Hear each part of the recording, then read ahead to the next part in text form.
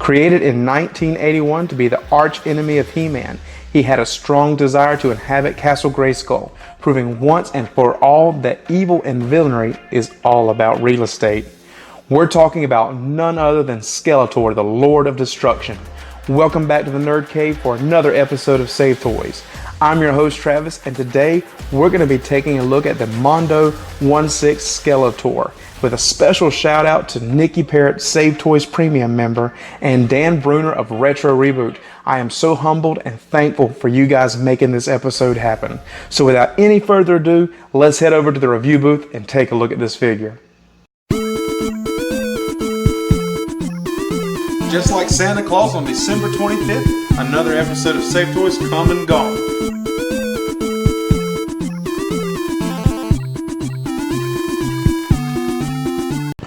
We're here at the review booth to take a look at my Mondo Skeletor 1/6 scale. Now, before we get started, I want to say it is a little bit intimidating. This is one of the nicest pieces I've ever owned, and I'm very excited about it. I actually saw it advertised on Facebook, and I wanted it ever since. So, one thing I want to point out before we look at the figure and the accessories is the box. You follow this channel, you know that I am an opener because I like to review figures, of course, but the fact that a good packaging is like an extension to a figure to me. And wow, what an extension right here. I mean, this is fantastic packaging. You've got Snake Mountain, that great artwork there. I'm going to turn and take the side, and then let's look at the back. There you go. And the top, the Masters of the Universal logo, but it's done in purple for Skeletor. Not much on the bottom, just a quick view real quick, nothing much to show there, but it's fantastic. So we're going to take the slip cover off, and it just keeps getting better and better. You've got this great picture of Skeletor with the purple outline and all. Let's see, did I cut it off from the top? Let's see, there you go. I like that a little bit better. Okay. And of course the artwork in the back, that's really good and in color. And when you open it up, you got some magnets here in the side flap to kind of keep it shut, revealing the figure inside. Can't wait. And then of course on the panel here, let's see if I can get that in frame a little bit better. There we go. It's got that right there, and it says a little brief bio about Skeletor. So that's pretty cool. That's pretty cool. So let's open it up. This is my Mondo 1/6 scale Skeletor out of the package. And the word I have for this figure is sturdy. It feels nice and strong in my hands. And I want to start with this head sculpt. Mondo was going for a very serious look for Skeletor.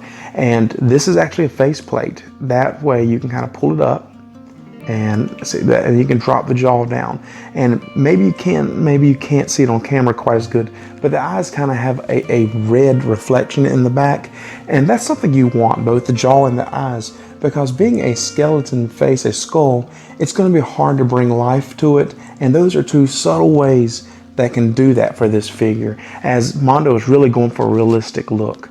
Now, I want to talk about all the textures on this figure. The battle armor, first off, I want to point out very quickly that red gem. It's beautiful.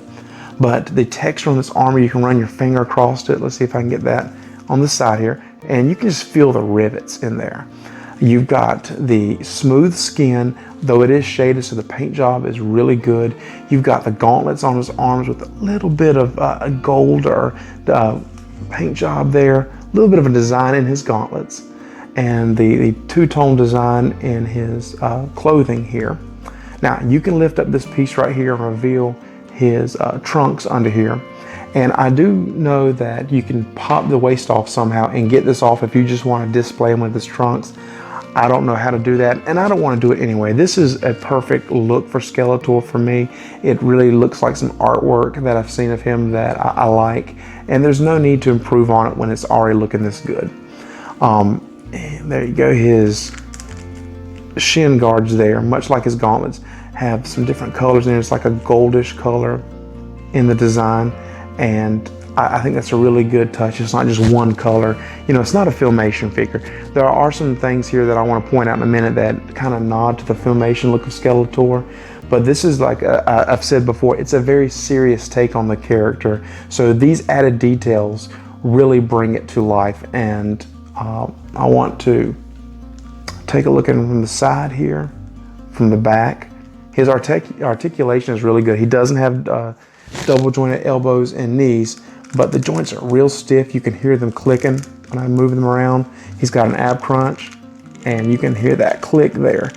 And that shows that they're real tight. They're going to stay in place when you position them from places and display them around, and they're not going to get weak on you very soon and cause problems. Now, I've also heard that, especially on the He-Man figure, which I do not have, so I can't really say for myself, there's been some paint chipping. I don't see any of that on his joints in this. The paint is a really good job. So maybe it was just the particular figure that I saw. Mine looks really good. And so that's our Skeletor. Now we have a whole bunch of accessories to get to with this figure. And so we're going to take a look at those right quick. So we're going to take a look at the accessories right now. And I want to start off again with the face sculpt. This is a whole alternate head with the Filmation Skeletor. I said earlier there would be some things in here representing the Filmation part of Skeletor, and this is a beautiful example. I know some people are kind of iffy about this particular head sculpt. I actually like it, and there may be a good chance that I display it this way. It's just beautiful, the little green under here. I really like it. Also the Filmation sword.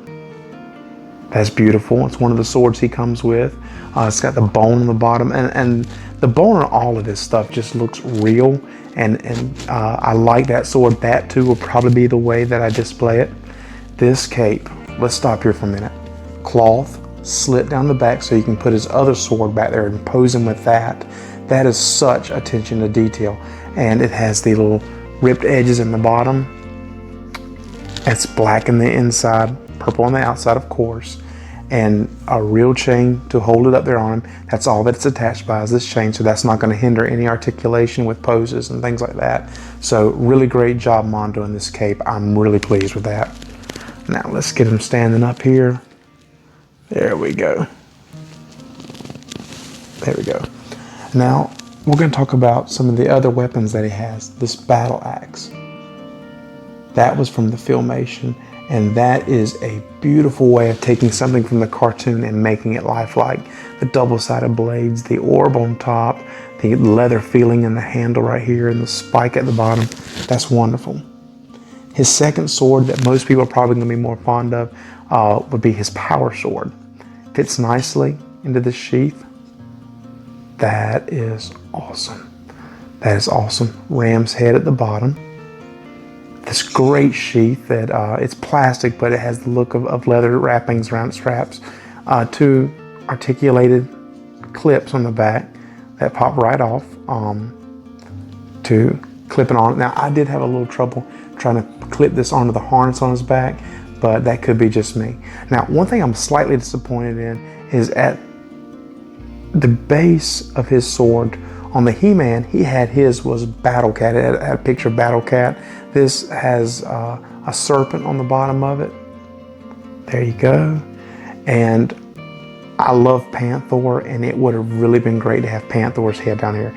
But that is extremely nitpicky. I'm gonna let that go. Of course, no Skeletor would be complete without the Havoc staff. And I already have it connected to one of the hands. There's 2 sets of spare hands. They're all ball jointed, so that's fantastic.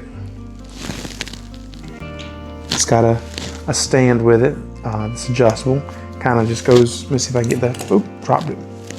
Let me get this piece right here. Clips onto that, then you can go up and down under his crotch area, and that'll keep it standing. But as you can see, he stands very well. I'm never going to complain about extras, but it is a little redundant.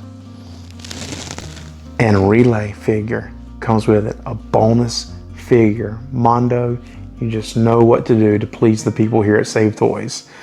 No articulation here, but it's beautiful, great paint job, and it looks fully like Filmation right out of the cartoon, and they captured that whole look right here. So that's the accessories with this Skeletor, and I am very, very excited about this particular piece. So I'm gonna meet you back at the Nerd Cave and we'll sign off. Before we go, there is a rumor, and I should know, I'm starting it, floating around that Mortal Kombat Scorpion is actually the cousin of Skeletor. Do what you will with that information. Please be responsible. Thank you for joining us again for this week's episode of Save Toys. If you're liking the content, please like and subscribe to us here at the Save Toys YouTube channel. It's helping the channel grow and we certainly appreciate it. And until next week, if you like it, collect it.